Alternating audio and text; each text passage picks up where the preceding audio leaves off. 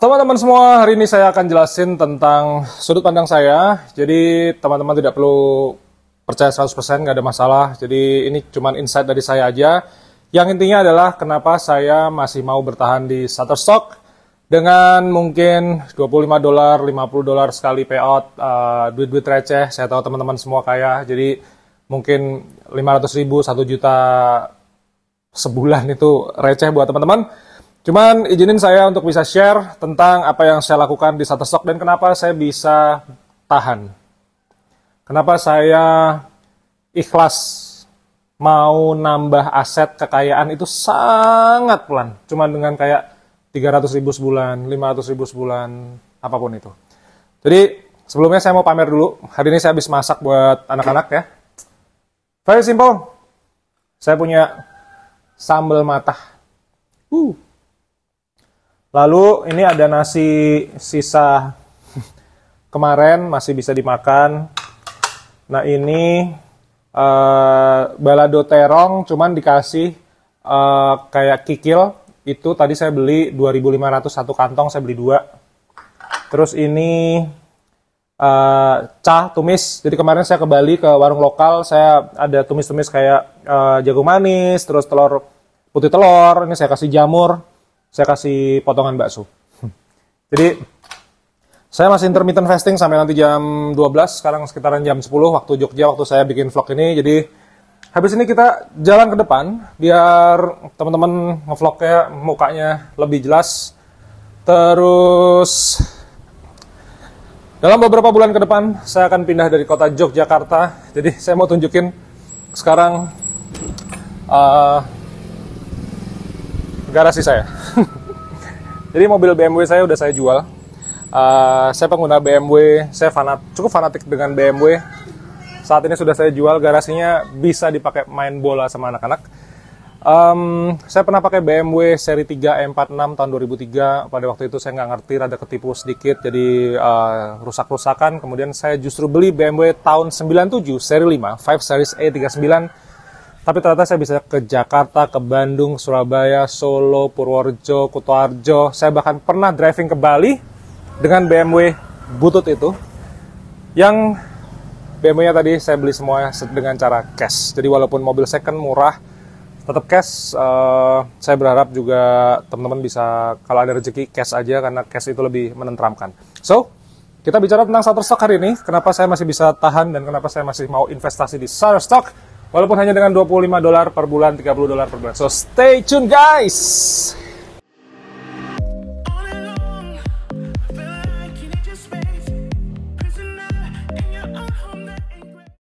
Sugeng Enjang, selamat pagi dari kota Jogja teman-teman semua. Nama saya Bima Aditya. Matur nuwun sudah datang ke channel YouTube saya. Jadi, hari ini saya sedang menikmati sekali masa-masa di mana saya nggak punya mobil. Kemudian, honestly, sekalipun saya suka BMW ya, tapi punya BMW dengan cc 2800 cc, bukan masalah bensinnya boros, cuman mesin mobil ini sangat besar. Jadi ketika di jalanan kayak Yogyakarta, mungkin di Jakarta, bahkan di Bali, itu posisi idle aja, mobilnya kenceng banget, dan mobil saya itu beratnya hampir 2 ton. Jadi kalau sampai ada orang, kadang-kadang kan suka nyelip tuh ngasal gitu, itu parah loh. Kalau misalnya ketabrak Avanza atau mungkin ketabrak mobil Jepang mungkin masih rada, ya walaupun udah sakit ya. Cuman kalau kendaraan, apalagi manusia ya, sampai nyerempet BMW itu bukan masalah lecetnya. BMW itu lapisan catnya bisa sampai lebih dari 5 ya. Cuman ini remek guys. Jadi hati-hati teman-teman kalau yang berhadapan dengan mobil Eropa tuh, please hati-hati banget. Karena bodinya benar-benar keras gitu. Apalagi yang tua-tua ya, kayak mobil saya tahun 97. Oke, jadi tahun ini adalah tahun 2024, berarti tahun ke-6 saya berinvestasi di Shutterstock. Terserah teman-teman mau nganggapnya saya cari duit, mau investasi atau apapun, cuman yang jelas adalah saya benar-benar nabung aset digital buat masa depan melalui satu platform namanya Shutterstock. Kalau teman-teman saya ada Mas Cornelius Tejo, kemudian ada Mas Rizky Pradata, ada Mas Fajrul Islam, ada Mas Gatot Adri, teman-teman bisa belajar dengan mereka semua, even kayak Mas Misbahul Munir. Dia berinvestasi di banyak sekali platform, cuman saya hanya satu platform. Saya pernah bikin vlog kenapa hanya Shutterstock, teman-teman tinggal nonton. Cuma prinsipnya begini, kalau teman-teman ngikutin saya di Instagram, teman-teman tahu bahwa saya meluangkan bahkan menginvestasikan hampir 80% uang saya masuk ke pasar modal. Itu karena saya sekarang lagi fokus sekali membangun aset saya untuk ke depan. Harapannya adalah suatu saat nanti saya tidak perlu harus bekerja lagi. Kemudian saya akan menafkahi keluarga saya, istri saya, dan 4 anak saya dari investasi saya. Nah, investasi itu macam-macam. Di Instagram saya selalu bilang bahwa kalau teman-teman mau investasi, apapun itu, mau emas, perak, bangunan, kendaraan, benda antik, collectible item, bahkan even Bitcoin, teman-teman masukin sesuatu ke investasi yang teman-teman benar-benar paham 100% investasinya apa.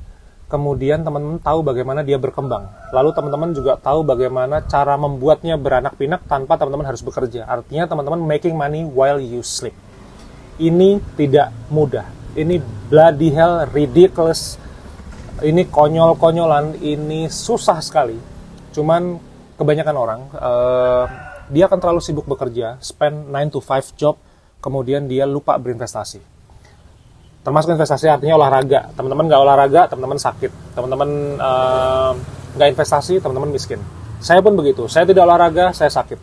Saya tidak investasi, saya miskin. Itu sudah hukum alam, hukum tatanan keuangan dunia. Jadi kita nggak bisa macam-macam. Karena saya, teman-teman, kita semua ini adalah orang kecil sekali di dunia. Bahkan di dunia ini, kalau teman-teman pernah baca ada namanya New World Order atau tatanan dunia baru dan lain sebagainya. Ini dunia itu kayak diatur oleh satu kekuatan yang kalau dulu kita tahu mungkin ada Rockefeller dan lain sebagainya. Ini yang kekuatannya kayak unlimited finansialnya. Nah, kita yang masih kayak kroco-kroco kayak begini, duitnya biasa-biasa aja, itu perlu benar-benar investasi sehingga mungkin tidak perlu harus sampai kayak Mas Nadiem Makarim, mungkin nggak perlu sampai harus kayak Mas siapa yang punya Tokopedia, itulah pokoknya. Tapi kalau misalnya kita bisa tidak bekerja dan kita masih bisa ngidupin anak, istri dan lain sebagainya dengan apapun yang datang secara pasif, it's not easy guys. Banyak orang yang juga skeptis dengan masalah passive income. Cuman kalau kita bisa melakukan itu, tenang hidupnya guys. Ora dadak kakean mikir sesuk-esuk mangan opo, terus awan sesuk mangan opo, kemudian bengi itu malam itu harus masak atau harus beli. Ini nggak usah mikir. Belum tentu masalah sekolah anak, besok anak gede mau ngawinnya gimana, sekolah gimana, macam-macam. Nah, saya udah bisnis 15 tahun. Saya di fotografi 15 tahun, saya di hospitality juga 10 tahun, masuk tahun ke 11. Jadi, saya pikir investasi-investasi itu memang benar kata Pak Sandiaga Uno, investasi apapun itu baru kerasa hasilnya ketika kita menjalankan satu hari demi satu hari, dan baru bisa dipanen itu minimum. Ini berita buruknya, menurut Pak Sandiaga Uno ya, 10 tahun guys. Lalu sekarang kenapa hanya di Shutterstock? Hanya di Shutterstock saya udah pernah bahas. Lalu kenapa saya masih bisa tahan? Ini prinsip saya ya. Kita kalau misalnya udah kerja, udah bisnis, udah usaha, udah kerja kantoran, udah jadi karyawan, udah ngelakuin kerjaannya. Kalau dalam waktu 10 tahun, ini level pertama. Kalau teman-teman sudah kerja lebih dari 10 tahun, 1 dekade, kok teman-teman masih susah masalah makan besok pagi, sekolahin anak, kemudian untuk kebutuhan hidup dasar ya, artinya sandang, pangan, papan, kok masih susah, itu berarti ada yang salah dengan kehidupan kita. Berarti ada yang nggak balance cash flow-nya. Berarti ada yang mungkin kebanyakan gaya, mungkin kerjanya butuh improve, mungkin bisnisnya butuh pengembangan, mungkin butuh diferensiasi dan lain sebagainya. Nah, dari tahun ke-10 sampai ke tahun ke-20, artinya masuk ke dekade kedua, ini harusnya kita itu sudah mulai satu bebas hutang. Yang kedua, kita harus mulai bisa spend untuk beberapa hal-hal tersier. Mungkin sekedar kayak ngasih kado pernikahan untuk istri, mungkin ulang tahun untuk anak, mungkin sedikit liburan baik di dalam maupun di luar negeri. Mungkin membeli kendaraan, baik motor, mobil, ataupun mungkin membeli rumah, atau bahkan menyewa leasehold. Kalau di Bali kan kita nggak beli ya, leasehold aja. Tapi kemudian rumahnya bagus gitu ya. Itu masuk ke dekade kedua. Karena dulu tuh ada satu Pak, siapa dia tinggal di Sydney. Dia orang Indonesia yang bisnis properti di Sydney. Dia bilang bahwa masuk dekade ke-1 ya, itu tuh dia nggak punya harta. Bahkan bisa dibilang anggap aja 0. Tapi dia punya portofolio. Portofolio itu bukan terus kemudian dia sangat kaya hartanya. Biasanya dia cuma punya branding dan punya network. Itu portofolio. Begitupun saya. Nah, saya baru mulai nyaman hidup itu di tahun ke-13, tahun ke-14 saya bisnis. Dan jadi very long time. Maka kalau misalnya saya di Shutterstock, saya sudah nggak peduli lagi dengan masalah saya hari ini terjual atau enggak. Saya bulan ini payout atau enggak. Saya udah nggak peduli. Kadang saya payout sebulan sekali, kadang saya 2 bulan sekali. Dulu pernah bahkan pertama kali sampai 6-7 bulan sekali. Saya sudah nggak peduli. Karena satu, urusan kehidupan saya sudah beres. Jadi urusan kayak sekolah anak, kemudian ini ya sandang pangan papan sudah beres. Saya belum punya rumah ya. Tapi rumah itu kan yang penting selama kita bisa punya kontrakan, kita bisa punya leasehold, kita bisa punya, kayak teman-teman tahu saya bisnis di hospitality, saya punya lebih dari satu rumah yang saya bisa tinggali gitu. Dan itu bukan punya rumah saya, itu rumah-rumah semua investor saya, walaupun operating sistemnya 100% punya saya. Maka saya itu udah kayak rumah saya gitu. Saya bahkan bisa tidur di rumahnya villa yang saya develop, padahal punya klien saya bisa tidur gitu. Makanya sandang pangan papan dalam tahap saya itu saya sudah cukup. Jadi ke depan saya baru akan leasehold villa di Bali, kemudian kita bangun. Nah, jadi perkara saya bulan ini dapat 300.000, saya bulan ini dapat 1 juta, saya bulan ini dapat 5 juta, saya udah nggak mikir. Bahkan saya bulan ini nggak bisa earningnya, saya udah nggak mikir. Karena ini very long time. Saya baru tahun ke-7. Kemudian saya harusnya ya secara teori ya, saya masih harus spend sekitar 3-4 tahun lagi mungkin, baru bisa ngerasain betapa nikmatnya microstock ini. Nah, kenapa teman-teman saya mengerjakan lebih dari satu platform, saya enggak? Very simple. Saya adalah fotografer murni. Saya full-time fotografer yang masih dapat uang dari pekerjaan saya memotret. Jadi ibaratnya gini, teman-teman masih kerja kantoran, jadi PNS, dikerja di BUMN, teman-teman dapat gaji kan setiap bulan. Nah, saya itu masih dapat active income. Nah, kalau saya dapat active income, motret, itu tuh bisa tergolong besar. Jadi nominalnya mungkin kalau di range mungkin kurang lebih ya 2 digitan lah. Jadi artinya kalau teman-teman dapat gaji, either itu UMR atau 1 digit atau 2 digit, itu kan sebenarnya baik teman-teman maupun saya, itu kan kita semua masih sama-sama dapat active income. Cuman karena saya itu bisnis, jadi saya nggak pernah gajian dari mulai saya lulus kuliah. Pernah kayak cuma 2-6 bulan doang. Cuman artinya hampir 15 tahun ini saya nggak pernah gajian. Bisnis saya itu sistemnya adalah share profit selama 15 tahun ini. Maka biasanya teman-teman yang kerja kantoran ini terus kemudian terlena karena bulan depan udah tahu tanggal berapa dapat gaji. Nah, saya itu selama 15 tahun ini tidak ada yang menjamin saya tanggal sekian dapat gaji. Saya selalu menganggapnya share profit. Karena ya memang kayak misalnya saya jualan Shopee affiliate misalnya, saya jualan ebook, saya kemudian jualan Shutterstock, saya kemudian motret untuk klien, saya kemudian dapat dari bisnis saya di hospitality, itu kan nggak ada yang tanggal pasti. Jadi omset hari ini pasti beda dengan omset besok. Maka very very dangerous buat saya, buat siapapun teman-teman yang bisnis, ketika kita tidak punya investasi. Nah, Shutterstock ini di dalam kepala saya, ini udah investasi. Jadi saya udah nggak peduli sekali lagi. Yang lain dapat $1.000 bulan ini, saya kok dapat misalnya $10. Ya itu rezeki saya. Karena mindset saya, kalau saya mau menikmati hasilnya, itu minimum 10 tahun. Ini nggak main-main, 10 tahun.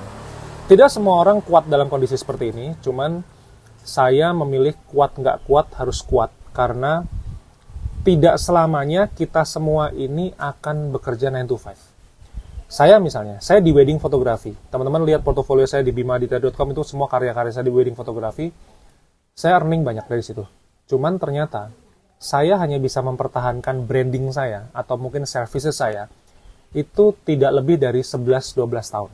Itu udah bagus ya, karena wedding photographer tuh banyak yang collapse hanya dalam waktu 2-3 tahun. Saya bisa 12 tahun. Nah, itu teman-teman saya masih banyak yang mau sampai hampir dekade kedua masih mau jadi wedding photographer. Itu luar biasa. Kayak teman saya ada namanya Reza Prabowo Fotografi, itu sebenarnya orang di belakangnya namanya Ardi Prabowo, itu teman saya. Itu very very smart orang itu. Dia adalah otak di belakangnya, kita ngomongnya RPP ya, Reza Prabowo Fotografi, itu orang top. Kemudian ada teman saya namanya Alvin, Dia punya studio namanya Alvin Photography, itu orang top juga, bahkan dia adalah ambassador-nya Fuji. Fuji itu ada namanya ex-fotografer. Nah, Alvin itu ex-fotografer. Dia ex-fotografer itu kalau di Fuji dia dunia skalanya, bukan cuma Indonesia. Nah, banyak sekali teman-teman saya yang hebat-hebat sekali yang bisa bertahan di dunia wedding fotografi lebih dari 10 tahun, lebih dari saya. Cuman, saya bisa bilang bahwa saya hanya kuat sampai 11-12 tahun. Sehingga sekarang saya harus shifting ke dunia content creation, yang mana tetap nggak boleh jauh-jauh dari dunia fotografi. Beda ceritanya kalau saya jadi YouTuber tapi temanya memasak gitu. Saya nggak tahu apa-apa tentang masak. Saya cuma orang rumahan, kayak tadi teman-teman lihat saya masak di rumah. Saya tuh bapak rumah tangga. Jadi sekarang saya bekerja, ya kerjaan utamanya ya take care anak istri saya, kemudian saya ya masih motret bikin konten kayak buat teman-teman hari ini. Seperti itu. Jadi masalah saya dapat hari ini berapa, besok jualannya berapa, besok 0, besok dapat $10, saya sudah nggak peduli karena saya masih harus spend, menurut saya, minimum 3 tahun lagi. Karena saya tahun ini baru masuk ke tahun ke-7, berarti ya 3-4 tahun lagi. Saya akan kasih satu rahasia kepada teman-teman, dari mana asal muasal saya bisa tenang. Ini kan kita bicara logika aja ya. Orang kalau nggak punya duit pasti nggak tenang. Orang nggak bisa makan pasti nggak tenang. Jadi yang bikin saya setenang ini, itu bukan karena saya bulan ini dapat motret, misalnya tiba-tiba 15 juta, bukan. Bukan yang karena saya misalnya omset 10 tiba-tiba lagi tinggi, misalnya kayak kemarin tuh sehari bisa sampai 2-3 juta per day ketika rame ya. Bukan karena saya punya cendela, bukan karena saya punya gesos, bukan. Itu tuh masalah apa ya? Saya selalu melupakan berapa. Saya cuma tahu, oh ya bulan ini dapat sekian, bulan ini dapat sekian. Saya sudah cukup, saya tahu itu. Cuma saya nggak pernah peduliin. Jadi yang bikin saya setenang ini adalah saya nggak punya hutang. Sebenarnya ini cukup berat ya. Saya selalu kasih nasihat kepada beberapa teman saya. Cuman prinsip hidup saya terlalu ekstrim mungkin beberapa orang karena saya nggak punya utang. Perbankan sama personal saya nggak punya. Jadi benar-benar nol. Nah, karena menurut saya gini, yang namanya hutang itu kayak kita pegang gelas, kemudian ada bolongannya di sini. Maka berapapun kita dapat dia pasti akan keluar. Kalau keluarnya untuk investasi, untuk bisnis sih nggak masalah ya. Cuman itu tadi sih, saya tuh bukannya tentang masalah riba ya. Cuman saya nggak suka ngutang aja, saya nggak suka punya utang aja. Jadi teman-teman tahu lah, misalnya tadi saya bilang saya punya BMW E39 tahun 97, teman-teman bisa cek di OLX berapa harganya, itu tuh di bawah 100 juta lah jelas. Bahkan ada yang jual mungkin di bawah 70, di bawah 80. Mobil saya tuh mobil-mobil murahan sebenarnya. Cuman saya membelinya cash. Jadi banyak orang yang kayak kita bicara motor misalnya, motor 27 juta orang sampai kredit gitu, kan ada gitu. Nah saya tuh nggak mau sampai kredit, saya nggak mau sampai punya utang gitu. Prinsip saya selain saya nggak suka utang, saya cuma khawatir kalau tiba-tiba saya mati, istri saya harus nanggung, anak saya harus nanggung. Saya nggak mau itu terjadi. Ya makanya cukup ekstrim. Maka Shutterstock mau dapat $20 sebulan, mau dapat $50 sebulan, 20 sih nggak bisa payout ya, minimum $25. Saya happy gitu. Kemarin laku loh foto, saya cuma iseng foto. Jadi anak saya itu gambar kupu-kupu di TK, di sekolahnya. Terus kupu-kupu itu dikasih kayak jagung, dikasih kacang hijau. Dalam bayangan saya cuma mikir bahwa ini kok keren ya, anak saya bikin kayak gini. Saya cuma mau mendokumentasikan untuk anak saya besok gede, kamu tuh dulu pernah bikin kupu-kupu kasih jagung loh, saya bilang gitu. Akhirnya saya foto, lah kok laku? Saya juga nggak ngerti gitu.